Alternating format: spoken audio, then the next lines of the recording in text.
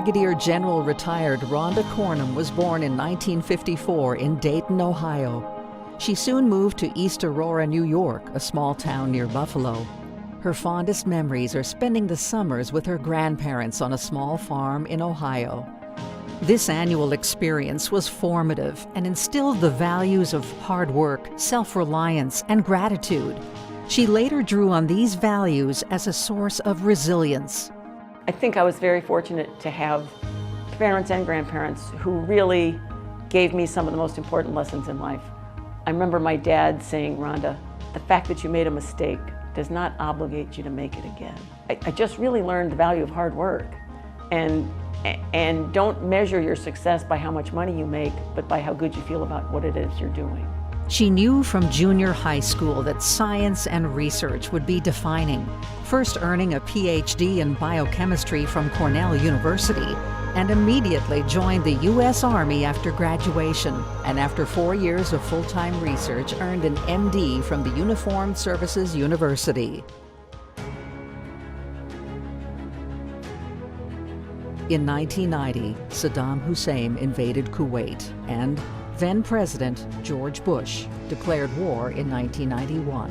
Rhonda Cornum was deployed to Saudi Arabia as a field doctor with an attack helicopter unit. Responding to a call to assist an Air Force pilot shot down and injured, her helicopter too came under fire and was shot down by the enemy. Though badly injured, she miraculously survived the wreck. Was taken prisoner. Interrogated, Rhonda became a prisoner of war.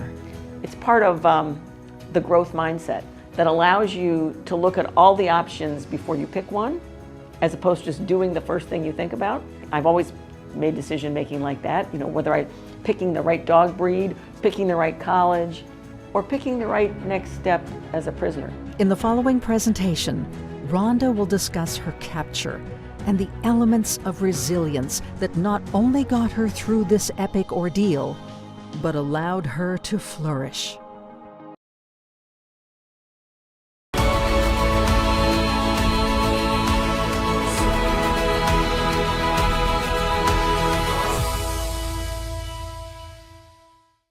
This conversation is all about 49 North.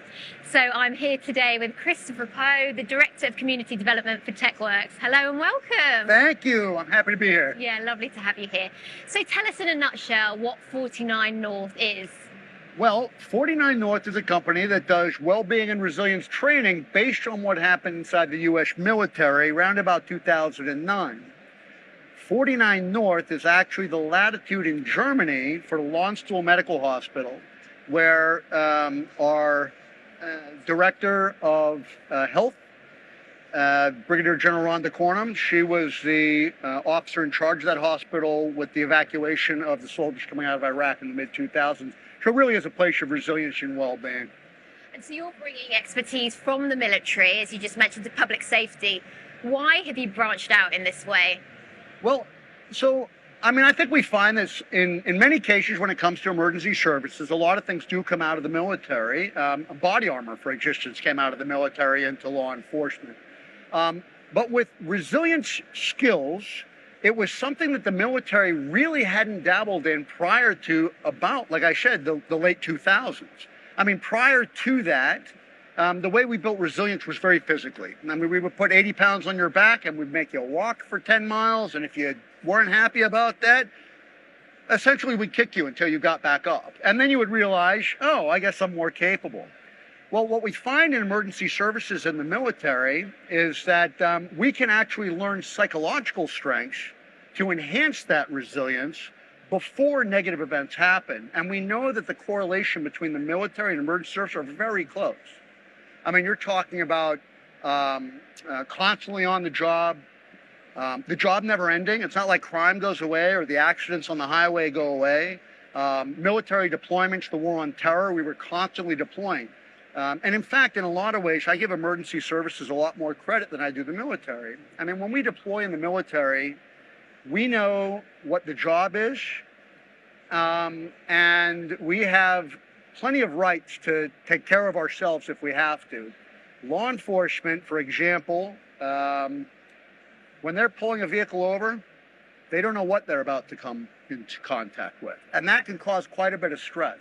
And we need to make sure we empower those law enforcement officers, those ambulance personnel, the paramedic, and the firefighters to be able to sustain their mental strength and well-being over a long period of time. And when you talk about sort of psychological resilience, what do you mean by that? At 49 North, we define resilience as the ability to withstand, recover, and grow in the face of stressors and changing demands. Now, all of us probably know how to withstand and recover from things. I mean, we wouldn't be here otherwise. I mean, there's anybody that I know that's had a perfectly easy life with no issues whatsoever, from the smallest issues, like maybe I didn't get the job or the promotion, to the much bigger traumas and medical diagnoses and things like that. So when we talk about withstanding and recovering, most of us know about that. The grow piece is what modern psychology really tells us, that we can capitalize on the experiences in our life, because guess what? And I don't know if you know this or not, life may throw you another challenge in your future. Do you think so? Sure. And it's definitely going to do it for emergency services personnel. So why wouldn't we outfit them before those challenges happen? It's kind of like teaching somebody to run a marathon. You can either tell somebody, hey, look, don't train, just run the marathon, and if you break something, we'll fix you. We have the resources to do that. But actually, isn't it smarter and more effective to train for that marathon before you go out and do it? That's what we're trying to do with emergency services personnel. And as a US-based company, do you see any cultural differences between the US and the UK that may mean adapting your approach in some way? That's a great question. So first, I want to mention that I'm from Boston, Massachusetts, and I'm not in the mob. And the thing is, my wife is actually from Buckinghamshire. She's from High Wycombe. And so we're currently living in Lincolnshire. And not just coming to the emergency services show, but I know from human performance psychology, what makes people mentally strong, there aren't many cultural differences on what it takes to withstand, recover, and grow from something. So being able to learn, we may see some examples that are different. Weather in England versus weather in sunny California, for example. Maybe there's some challenges there, maybe not. But if we're talking to somebody in Washington State compared to England, they got the same weather. So there may be some cultural differences and examples, but for the most part, human performance psychology is the same around the globe. So in terms of skills, what are the skills you want to focus on to develop resilience? So in order to develop resilience, you can't focus in one specific area of psychology. We can't just focus on community psychology or social psychology. And so what the U.S. military did in the mid-2000s and what's now expanding into the public sector are a series of skills based in many different areas of psychology, including positive psychology. So a skill really has to be something that is practical. It's not about exploring trauma. It's not about providing resources that we generally see from psychologists or therapists, but actually it's about teaching somebody a practical skill before those challenges exist. So for example, many of the folks here may have heard the word gratitude, okay? And gratitude, especially in the tough guy, tough gal world, can be a little bit of a fluffy thing, but the science behind gratitude is not something to shake loose. So a skill in gratitude would be, it's easy to find things that are negative in your life. It's probably more challenging to find things that are good and capitalize on those good things. So if I asked you, I want you to think about the worst day of your life. You can probably give me, and I don't want you to do that today, but you could probably give me the date, the time, the people, what you had for dinner, and what the weather was like. But if I said, give me the most grateful day of your life or the best day of your life, you would still remember it, but the details wouldn't quite be there. And that's a skill to use today, to practice something like gratitude, where I can look over the last 24 hours of my day and go, what did happen right? I'm not going to focus on the things that went wrong, like maybe this interview. I don't know. But I am going to focus on the things that went right. And I might even do that right before I go to bed and use it as a mindfulness exercise, because generally when we go to bed, what do? We think about all the bad things that happened or what we have to go in tomorrow.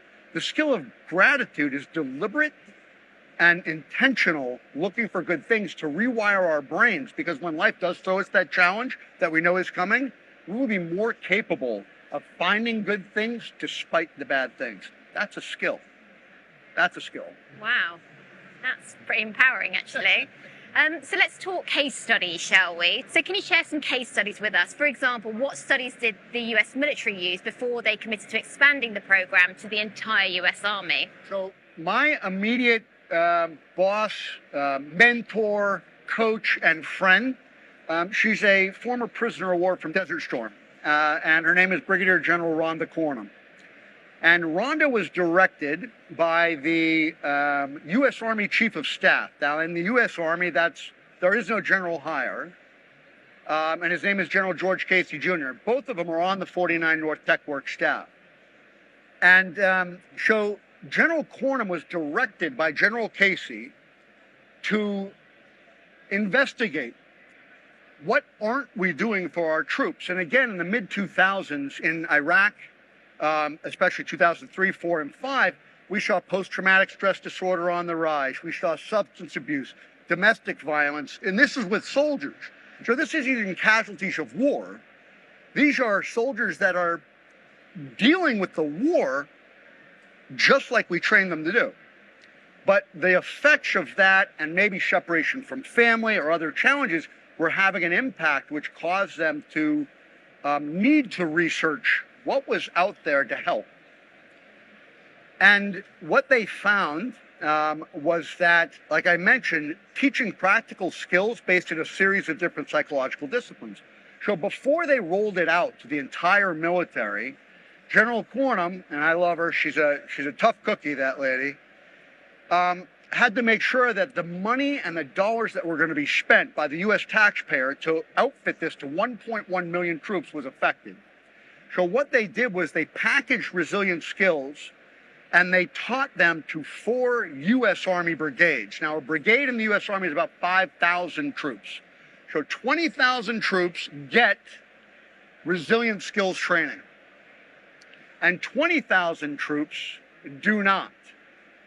And what they did was they measured things like organizational trust, depression and suicide and substance abuse, disciplinary challenges, the ability to maintain optimism despite change. And what they found was that the organizations that actually had resilience trainers that were effective had reductions in all those negative coping areas and improvements in all the positive ones, like unit cohesion. The ones that did not get that training, status quo. If not, depending upon what was going on in their life at that time, sometimes worse. So it is better, again, to train for the marathon beforehand than to wait. And that was the efficacy that said, yes, we're going to actually roll this out to every individual soldier in the U.S. Army. And when it comes to law enforcement, are the issues different? When it comes to law enforcement and emergency services, so, for example, a soldier deploys, right? They're away from home for an extended period of time. Well, I would be happy to ask any of the law enforcement personnel here in the United Kingdom, how many hours do you spend at home and how many hours do you spend in a patrol car? Who are you spending more time with? And even when you're home, part of your brain may be with that other family in a uniform. So the correlations between the military and law enforcement and some of the potential traumas that we may encounter, and again, I'm from the United States, but, dare I say maybe terrorism inside of a former European country or country so close to Europe is probably peak at the top of some minds of people in and around London or on the tube in London. And so your rail police, right, are always looking. The people that are behind the scenes working in law enforcement, the intelligence people, they know that the next big event that happens may be on their watch, and they didn't catch it. And by the way, they still got to go home and take their child to football practice. Yeah. And when thinking about resilience, so are you just focused on the first responder, or are you looking at the family or the work colleagues and so on? Right. So you're really intuitive, by the way. It is so important to focus on the supporting elements of somebody that works in emergency services. We know that people are only as good as how things are at home. I mean, that's a fact. Now, a lot of folks may not admit to that in a professional forum, right? They're going through some challenge at home or some difficulty. They may not be quick to open up about that in a professional forum. My advice to them, as far as resilience goes, is be your most authentic self always. Always.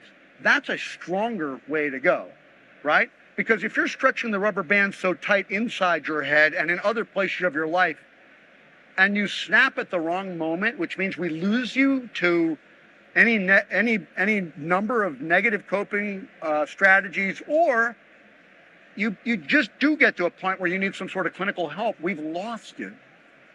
So we need to take care of the families just as much as we have to take care of those members that are taking care of us. And the same skills that we teach to our emergency services personnel can easily be replicated and adopted by those families. Whether it's by somebody like me saying, hey, families, come, I'm going to teach you a skill, or whether that member of the emergency service community learned it at work, and then the next time they have that argument with their teenager at home or their toddler or their spouse, they're able to say, I learned something at work that's going to help me regulate this emotion so that we don't escalate beyond this. And so here at the Emergency Services Show, people can find you at stand F156. 156. Yep.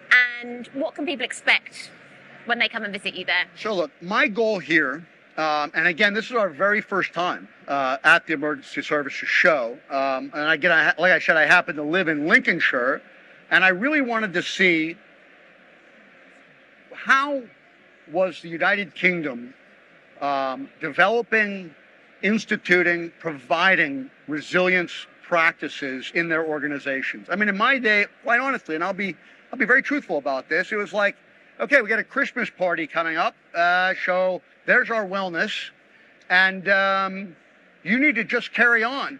And that was our resilience. That didn't work for everybody. And in fact, in many cases, we don't know how it worked for us. We just sort of did it. But I want to help people understand the psychology that can provide people the language and the tools that exist right in our face that we can practice so that we can be more resilient in a more deliberate and intentional way. That's my goal here. It's not about, I mean, honestly, I would love it if people came to me and were throwing me money and roses at my booth. But actually, it's about helping people. And maybe there are organizations that may not be able to afford certain things, and that's perfectly fine. But if I can help them develop an idea on how to build a program or a practice inside their organization, or at least a something to focus on that's going to help, that hits my values at every single point. Christopher, thank you very much indeed. Yeah. Thank you for having me. Really appreciate it.